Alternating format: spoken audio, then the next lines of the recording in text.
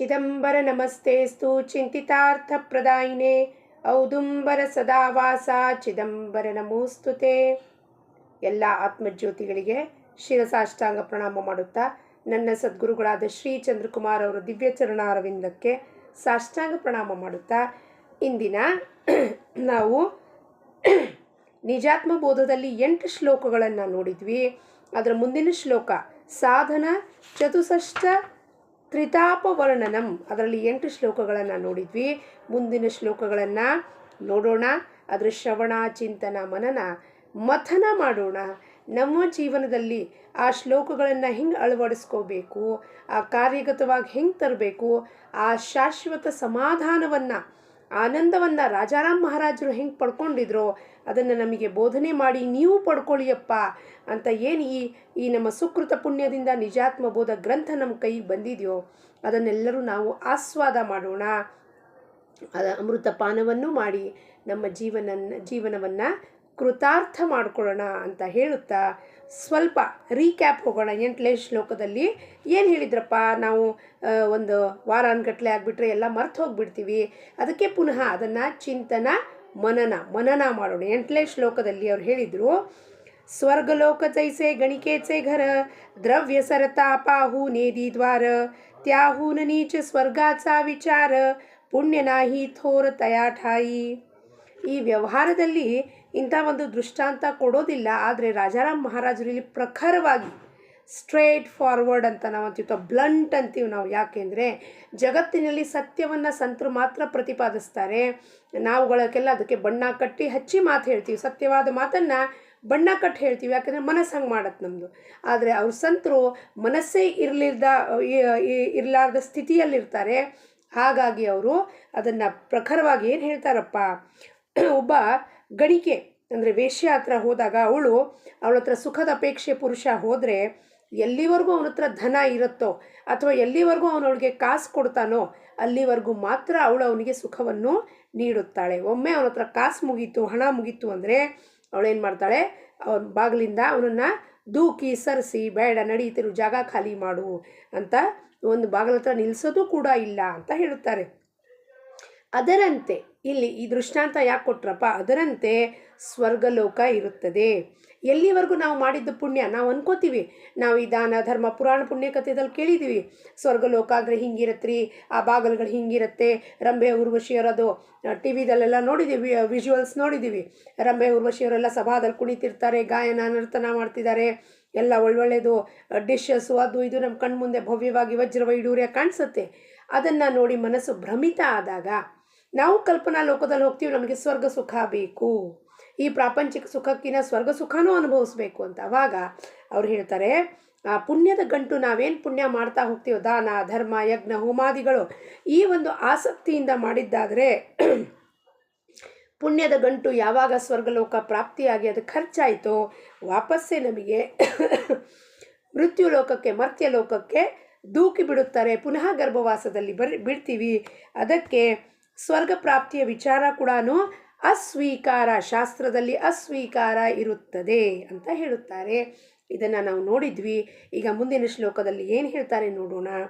ಸ್ವರ್ಗ ಸುಖತೆ ಗಣಿಕಾ ನಗರ ಏಣೇನಾಗವಲೆ ಥೋರ ಶತಕರ್ತೃ ಇಂದ್ರಾದಿ ಝಾಲೆ ಪಾಮರ ಇತರ ಕಿಂಕರ ಕೋಣಿ ಕಡೆ. ಸ್ವರ್ಗ ಸುಖದ ಒಂದು ಆಸಕ್ತಿ, ಒಂದು ಅಟ್ರಾಕ್ಷನ್ ಅಂದರೆ ಗಣಿಕಾ ನಗರದ ಒಂದು ಅಟ್ರಾಕ್ಷನ್ ಅಂತ ಹೇಳ್ತಾರೆ. ಇಲ್ಲಿ ಎಲ್ಲ ವಿಷಯ ನಮ್ಮ ಕಣ್ಮುಂದೆ ಬಂದು ನಿಂತಿರುತ್ತವೆ. ಒಳ್ಳೊಳ್ಳೆ ಶ್ರೇಷ್ಠರು ಬಂದು ಈ ವಿಷಯಕ್ಕೆ ಅಧೀನರಾಗಿದ್ದಾರೆ. ಶತಕರ್ತೃ ದೇವ ಇಂದ್ರ ಕೂಡ ಈ ವಿಷಯಕ್ಕೆ ಏನಾಗಲಿಲ್ಲಪ್ಪ, ಅವನು ಕೂಡ ಈ ವಿಷಯದಿಂದ ಹೊರಗೆ ಬರಲಿಕ್ಕಾಗಲಿಲ್ಲ. ಅಂದರೆ ನಾವು ಈ ಮಾನವರ ಗತಿ ಏನಪ್ಪ, ಇದನ್ನು ಲಕ್ಷ್ಯದಲ್ಲಿ ಇಟ್ಕೋಬೇಕು. ದೇವತಾಗಳು ಕೂಡ ಈ ಸ್ವರ್ಗ ಸುಖದ ಒಂದು ಇಂದ್ರಿಯ ಸುಖದಿಂದ ವಂಚಿತರಾಗಲಿಲ್ಲ. ಅಂದಮೇಲೆ ನಮ್ಮ ನಾವೆಲ್ಲ ಪಾಮರರು, ಮಾನವ ಜನ್ಮ ಹುಟ್ಟು ಬಂದಿರೋ ಸಾಧಾರಣ ಮಾಮೂಲಿ ಜನ, ನಮಗೆ ನಮ್ಮದು ಇನ್ನೇನು ಹೋಲಿಕೆ ಆಗತ್ತಪ್ಪ. ಅವರಿಗೆ ವಿಷಯಾಸಕ್ತಿಯಿಂದ ಬಿಡುಗಡೆ ಹೊಂದಲಿಲ್ಲ ಅಂದಮೇಲೆ ನಾವು ಹೆಂಗೆ ಹೊಂದಲಿಕ್ಕೆ ಸಾಧ್ಯ. बहुता काळाचे स्वर्गथोर देवांगनादी यांचे बरोबर त्यांनी भोगिले अपार नर ಇಂದ್ರಾದಿ ಥೋರ ನಾಗವಿಲೆ. ಪುರಾತನ ಕಾಲದಿಂದ ಗ್ರಂಥಗಳಲ್ಲಿ ನಾವು ಶ್ರವಣ ಮಾಡಿದ್ದೀವಿ, ನಾವು ನೋಡಿಲ್ಲ ಇದನ್ನು. ಕೇವಲ ಶ್ರವಣ ಮಾಡಿದ್ದೀವಿ. ಸ್ವರ್ಗದಲ್ಲಿ ಎಲ್ಲ ಪ್ರಕಾರ ಸುಖ ವೈಭವ ದೀರ್ಘಕಾಲದ ತನಕ, ಅನಂತ ಕಾಲದ ತನಕ ಇರುತ್ತದೆ. ಭೋಗ ವಸ್ತುಗಳು ಇರುತ್ತದೆ. ರಂಭಾ ಅಪ್ಸರಾದಿಗಳು, ದೇವಾಂಗನ ಸೌಂದರ್ಯಯುಕ್ತ ಆದ ಹೆಂಗಸರು ಏನು ಮಾಡ್ತಾರಪ್ಪ, ಅಪಾರ ನರರನ್ನು ಭೋಗಿಸ್ತಾರೆ. ಇದಕ್ಕೆ ರಾಜ ಇಂದ್ರ ಶುದ್ಧ ಅಂದರೆ ರಾಜ ಇಂದ್ರನೂ ಕೂಡ ಇದಕ್ಕೆ ಪತೀತನಾಗ್ತಾನೆ. ಪತೀತ ಅಂದರೆ ಒಂದು ನೀಚ ಪ್ರವೃತ್ತಿಗೆ ಇಳಿದು ಹೋಗ್ತಾರೆ ಅವರು. ಇದೇ ಸ್ವರ್ಗ ಸುಖಾನೇ ಸರ್ವಸ್ವ ಅಂದ್ಕೊಂಡು ವಿಷಯ ಭೋಗ ಚಿಂತನೆಯಿಂದ ಏನಾಗತ್ತಪ್ಪ, ಅಧಪತನಕ್ಕೆ ಕಾರಣೀಭೂತ ಆಗುತ್ತದೆ. ಅಧಪತನ ಅಂದರೆ we come from the higher dimension to the lower dimension. ನಮ್ಮ ಸಾತ್ವಿಕ ಬುದ್ಧಿಯಿಂದ ರಜೋತಮೋ ಗುಣ ಬುದ್ಧಿ ಉಳ್ಳವರಾಗಿ ಇಂಥ ಒಂದು ಭೋಗ ವಸ್ತುಗಳಲ್ಲಿ ನಮ್ಮ ಮನಸ್ಸು ಆಸಕ್ತಿ ಆಯಿತು ಅಂದರೆ ಅದೇ ವಾಸನೆಗಳನ್ನು ಇಟ್ಕೊಂಡು ಪುನಃ ಪುನಃ ನಾವು ಜನ್ಮವನ್ನು ತಾಳುತ್ತೇವೆ. ಹಾಗಾಗಿ ನಮ್ಮ ಈ ಮಾನವ ಜನ್ಮದಲ್ಲೂ ನಾವು ಕೆಲವು ವಿಕ್ಷಿಪ್ತ ಜನಗಳನ್ನು ನೋಡ್ತೀವಿ. ನಾವು ಯಾರಿಂಥ ಒಂದು ಪ್ರವೃತ್ತಿ ಉಳ್ಳವರಾಗಿರ್ತಾರೆ, ಅವ್ರ ಮನಸ್ಸು ಯಾವಾಗಲೂ ಆ ಭೋಗ ಇಚ್ಛೆಗಳಲ್ಲೇ ಅವ್ರ ಮನಸ್ಸು ತೊಡಗಿರುತ್ತೆ. ಅಂಥವ್ರನ್ನು ನಾವು ಕೇಳಿದ್ದೀವಿ, ನೋಡಿದ್ದೀವಿ. ನಾನಾ ಪ್ರಯಾಸಿ ಪುಣ್ಯ ಅಪಾರ ಅಗಣಿತ ಶ್ರೇಯ ಜೋಡಿತಿ ನರ ತೇ ಪುಣ್ಯ ಸ್ವರ್ಗಿ ವೇಚಿತಿ ವಿಷಯಪರ ದೇವಾಂಗನಾಥೋರ ಭೋಗವಯ. ಸಾಮಾನ್ಯವಾಗಿ ಯಾಕೆ ಪುಣ್ಯಕರ್ಮವನ್ನು ಮಾಡ್ತಾರಪ್ಪ ಅಂದರೆ ಸ್ವರ್ಗ ಸುಖಕ್ಕೋಸ್ಕರ. ಕೆಲವರು ಮುದ್ದಾಮ್ ಅಂದರೆ ಬೇಕಂತಲೇ ಸತ್ಕರ್ಮಗಳನ್ನು ಮಾಡ್ತಾರೆ. ಯಾಕೆ ಕೇಳಿರ್ತಾರೆ, ಹಿಂಗೆ ಪುರಾಣ ಪುಣ್ಯಕಥೆಯಲ್ಲಿ ಹಿಂಗಿತ್ತು, ಇಂದ್ರ ಎಲ್ಲ ರಂಬೆ ಊರ್ವಶಿಯವ್ರು ಡ್ಯಾನ್ಸ್ ನೋಡ್ತಾ ಕೂತಿರ್ತಾರೆ ರೀ, ಹಿಂಗಾಯ್ತು ರೀ ಹಂಗಾಯ್ತು ರೀ ಅಂತ ನಮಗೆ ಟಿ ವಿನಲ್ಲಿ ತೋರಿಸಿರ್ತಾರೆ. ನಾವು ಕಥಾಶ್ರವಣ ಮಾಡೋಕ್ಕೆ ಹೋದಾಗ ಹೇಳಿರ್ತಾರೆ. ಅದು ಎಲ್ಲೋ ಕಲ್ಪನಾ ನಮ್ಮ ತಲೆ ಒಳಗೆ ಉಳಿದಿರುತ್ತೆ. ಅಯ್ಯೋ ನಾವು ಇಂಥದ್ದು ಒಂದು ಯಾಕೆ ಭೋಗಾಯಿಸಬಾರ್ದು, ಇದು ಒಂದು ಆಸಕ್ತಿ ಜಾಗೃತ ಆಗುತ್ತೆ.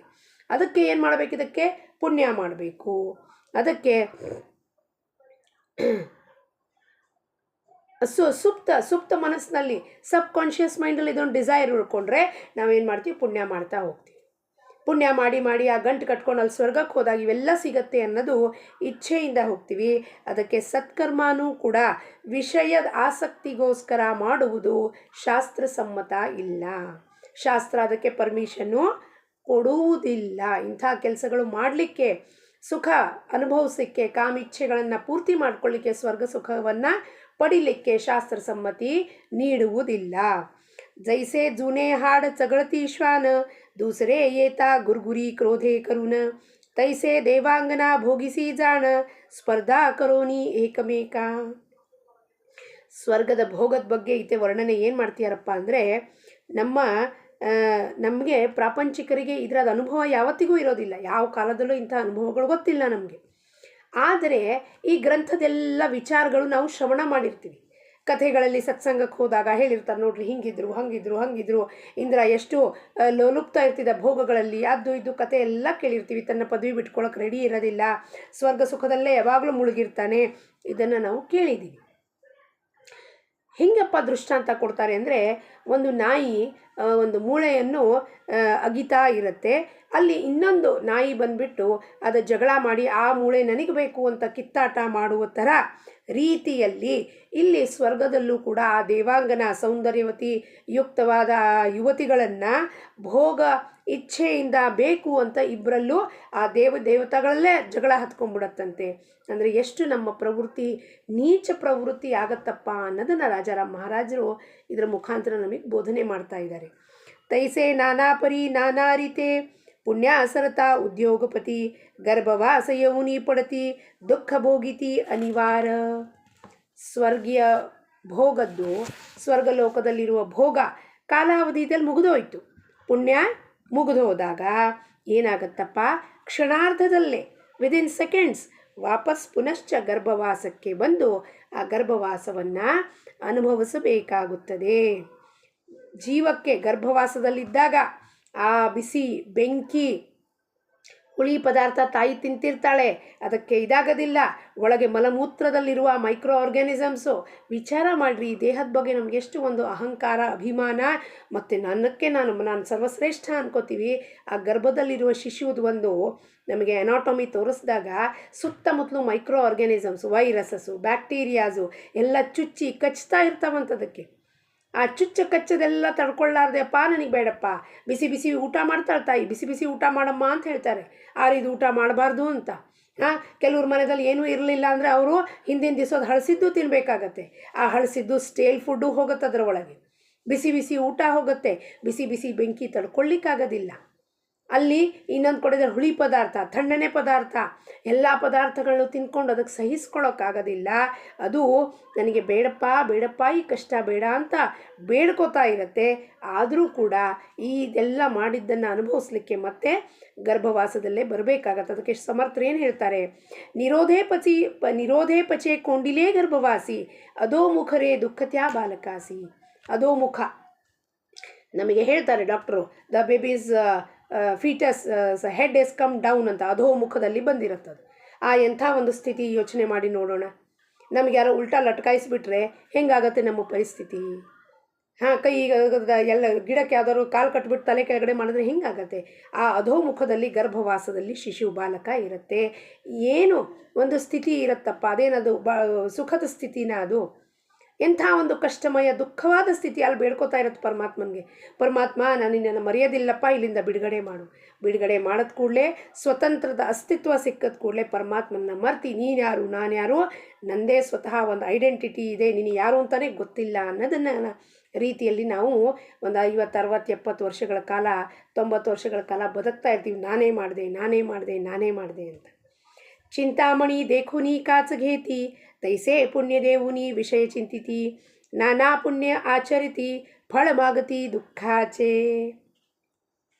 ಪುಣ್ಯ ಮಾಡಲಿಕ್ಕೆ ಮತ್ತೆ ಹೇಳ್ತಾರೆ, ಧರ್ಮಕರ್ಮ, ದಾನಾದಿ, ಯಜ್ಞ, ಯಾಗಾದಿ ಕರ್ಮಗಳು ಮಾಡಿ ಅಂತಿಮದಲ್ಲಿ ಜೀವ ಏನು ಪ್ರಾಪ್ತಿ ಮಾಡ್ಕೊಳ್ತಾನಪ್ಪ ಅಂದರೆ ಅದಕ್ಕೆ ಆ ವರ್ಣನೆಯ ಮಾರ್ಮಿಕವಾದ ಟಚಿಂಗ್, ಮಾರ್ಮಿಕ ಅಂದರೆ ಟಚಿಂಗ್ ವರ್ಣನೆಯನ್ನು ಮಾಡ್ತಾರೆ. ಏನಪ್ಪ ವಿಚಾರ ಮಾಡಬೇಕು. ಏನು ಇಲ್ಲಿ ನಾವು ಯಜ್ಞ ಧರ್ಮ ಕರ್ಮಾದಿ ಮಾಡ್ತೀವಿ, ಯಾಕೆ ಈ ಭಗವತ್ ಪ್ರಾಪ್ತಿಗೆ ಮಾಡ್ತೀವೋ? ಪುಣ್ಯಕರ್ಮ ಎಲ್ಲರಿಗೂ ಗೊತ್ತಾಗಬೇಕು, ನಾನು ಮಾಡಿದ ಕೆಲಸ ಎಲ್ಲರಿಗೂ ಗೊತ್ತಾಗಬೇಕು, ಸೆಲ್ಫಿ ತೆಕ್ಕೋಬೇಕು, ನಾವು ಜನಕ್ಕೆ ತೋರಿಸ್ಬೇಕು, ಫೋಟೋ ಹೊಡೆಸ್ಬೇಕು, ಆ ಆಶ್ರಮದ ಬೋರ್ಡ್ ಮೇಲೆ ಬರೆದಿರಬೇಕು ನಮ್ಮ ಹೆಸರು, ಇಷ್ಟು ದಾನ ಮಾಡಿದ್ದಾರೆ ಅಂತ. ಇನ್ನೊಂದು ಕಡೆ ಆ ರೂಮ್ಸ್ ಮೇಲೆಲ್ಲ ಬರೆದಿರಬೇಕು, ಇವ್ರು ಕೊಟ್ಟಿದ್ದಾರೆ ಅಂತ. ಏನಕ್ಕೆ ಮಾಡಿದ್ವಿ? ಇವೆಲ್ಲ ಪುಣ್ಯ ಮಾಡ್ಲಿಕ್ಕೆ ಮಾಡಿರೋದು. ಇದಕ್ಕೆ ಏನು ಹೇಳ್ತಾರೆ ರಾಜಾರಾಮ್ ಮಹಾರಾಜರು? ಚಿಂತಾಹರಣ ಮಾಡುವ ಚಿಂತಾಮಣಿ ಅಂತ ಒಂದು ಮಣಿ ಇರುತ್ತದೆ. ಅದನ್ನು ನಮಗೆ ಕೊಟ್ಟರೆ ನಾವು ಅದರ ಬದಲಾಗಿ ಗಾಜಿನ ತುಂಡನ್ನು ಬೇಡದ್ರೆ, ಗಾಜಿನ ತುಂಡು ಚಿಂತಾಮಣಿ ಎರಡೂ ಇಟ್ಟಿದ್ರೆ ಮೂರ್ಖರ ಗತಿ. ನಾವು ಹೋಗಿ ಗಾಜನ್ನು ಎತ್ಕೊಂಡ್ರೆ ಏನು ಹೇಳಬೇಕಪ್ಪ ನಮಗೆ? ಹಾಗೆಯೇ ಆ ಚಿಂತಾಮಣಿ ಏನು ಹರಣ ಮಾಡುತ್ತೋ, ನೀವು ಚಿಂತೆ ಹರಣೆ ಮಾಡತ್ತಪ್ಪ ಈ ಮಣಿಯಿಂದ ಅಂತ ನಮಗೆ ಕೊಟ್ಟರೆ ಭಗವಂತ, ನಾವು ಅದರ ಪಕ್ಕದಲ್ಲಿರುವ ಗಾಜು ತಗೊಂಡ್ಬಿಟ್ಟು, ಅಂದರೆ ವಿಷಯಾಸಕ್ತ ವಿಷಯ ವಸ್ತು ಭೋಗ ವಸ್ತುಗಳನ್ನು ಆಯ್ಕೆ ಮಾಡಿಕೊಂಡ್ರೆ, ಅದರ ದಾಸರಾದರೆ ಏನಾಗತ್ತಪ್ಪ? ಅಂತಿಮ ಪರಿಣಾಮ ದುಃಖ ಪ್ರಾಪ್ತಿಗೆ ಕಾರಣೀಭೂತ ಆಗುತ್ತದೆ. ನಾತರಿ ದ್ರವ್ಯ ದೇವುನಿ ಮದ್ಯಪಾನಿ, ಬುಲೋನ ಪಡತಿ ಅಂಗಣಿ, ತೈಸಿ ಕರೋನಿ ಪುಣ್ಯಹಾತಿ, ದುಃಖ ಯೋನಿ ಭೋಗಿತಾತಿ. ಮದ್ಯ ಸರಾಯ ಕುಡಿದಿದ್ದ ಮನುಷ್ಯ ಅವನು ಹೋಟೆಲ್ಲು ಅಥವಾ ಅಂಗಡಿದಲ್ಲಿ ಹೋಗಿ ತಂದೇ ದುಡ್ಡು ಖರ್ಚು ಮಾಡಿ ಮದ್ಯಪಾನ ಮಾಡಿ ತನ್ನ ಧನ ಸಂಪತ್ತಿಗಳೆಲ್ಲ ಕಳ್ಕೊಂಡು ತಾನು ಶುದ್ಧಿನಲ್ಲಿ ಇರುವುದಿಲ್ಲ, ಬೇಶುದ್ಧನಾಗಿರ್ತಾನೆ. ಅಲ್ಲೇ ಅದೇ ದ್ವಾರದಲ್ಲಿ ಬಿದ್ದಿರ್ತಾನು. ಅಲ್ಲಿಂದ ಏನಾಗುತ್ತವನು ಪತನ ಆಗುತ್ತೆ. ದುಡ್ಡು ಹೋಯಿತು, ನಮ್ಮ ಒಂದು ಅಂತಸ್ತು ಹೋಯಿತು, ಮರ್ಯಾದೆ ಹೋಯಿತು, ಎಲ್ಲವೂ ಹೋಯಿತು.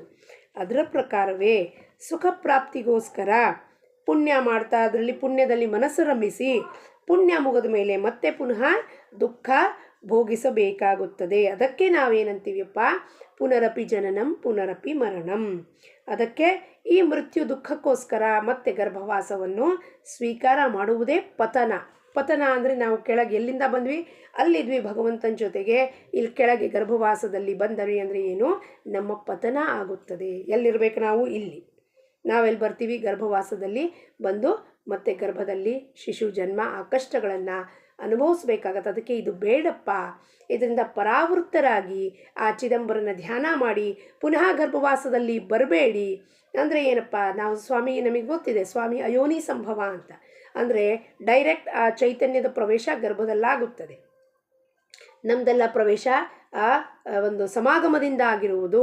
ಆದರೆ ಸಂತರು ಸತ್ಪುರುಷರವ್ರದ್ದು ಪ್ರವೇಶ ಗರ್ಭದಲ್ಲಿ ಡೈರೆಕ್ಟ್ ಆಗುತ್ತದೆ. ಚೈತನ್ಯದ ಪ್ರವೇಶ, ಚೈತನ್ಯ ಮಹಾಪ್ರಭು, ಹಲವಾರು ಸಂತರು ಸತ್ಪುರುಷರದ್ದು ಎಲ್ಲದೂ ಹೀಗೆ ಆ ಅಯೋನಿ ಸಂಭವ ಆಗಿರುತ್ತಾರೆ. ಅದಕ್ಕೆ ಅವ್ರು ಏನು ಹೇಳ್ತಾರೆ ರಾಜಾರಾಮ್ ಮಹಾರಾಜರು, ಈ ಗರ್ಭವಾಸದಿಂದ ನಾವು ಬಚಾವಾಗಬೇಕು ಅಂದರೆ ನಾವು ಯಾವಾಗಲೂ ಭಗವಂತನ ಕೈ ಹಿಡಿಬೇಕು. ಅವನ ಹೆಂಗೆ ಕೈ ಹಿಡಬೇಕಪ್ಪ? ಒಂದು ಆ ನಾಮಸ್ಮರಣೆ ಮುಖಾಂತರ ಚಿದಂಬರ ಚಿದಂಬರ ಚಿದಂಬರ ಚಿದಂಬರ ಚಿದಂಬರ ಚಿದಂಬರ ಚಿದಂಬರ ಅನ್ಕೋತ ನಮ್ಮ ಮನಸ್ಸನ್ನು ಅವನಿಗೆ ಕಟ್ಟಿಬಿಟ್ರೆ ಈ ದೇಹದಿಂದ ಆಗೋಗುವ ಘಟನೆ ಪ್ರಪಂಚದಲ್ಲಿ ಸಾಕ್ಷಿ ಭಾವದಿಂದ ನೋಡುತ್ತಾ, ಈ ಕೆಲಸ ಕೊಟ್ಟಿದ್ದಾನೆ ಇದಕ್ಕೆ, ದೇಹಕ್ಕೆ ಇದು ಬಂದಿದ ಮೇಲೆ ಇದಕ್ಕೊಂದು ಕೆಲಸ ದೇಹಕ್ಕೆ ಕೊಟ್ಟ ಮೇಲೆ ಆ ಕೆಲಸವನ್ನು 100% ರೆಸ್ಪಾನ್ಸಿಬಲ್ ಆಗಿ ಮಾಡಿ ಮನಸ್ಸು ಯಾವಾಗಲೂ ಅವನ ಜೊತೆ ಗಂಟು ಕಟ್ಟಿದರೆ ಹೆಂಗಿರ್ತೀವಿ? ನಾನು ಶಾಂತಿ ಸಮಾಧಾನ ಎಲ್ಲರಲ್ಲೂ ಭಗವತ್ ಪ್ರೇಮವನ್ನು ಕಂಡು ನಮ್ಮ ಜೀವನ ಸಾರ್ಥಕ ಆಗುತ್ತದೆ ಅಂತ ಹೇಳುತ್ತಾ, ಸದ್ಗುರು ಚರಣಾರವಿಂದಾರ್ಪಣಮಸ್ತು. ಲೋಕಾಃ ಸಮಸ್ತಾಃ ಸುಖಿನೋ ಭವಂತು. ಜೈ ಚಿದಂಬರ.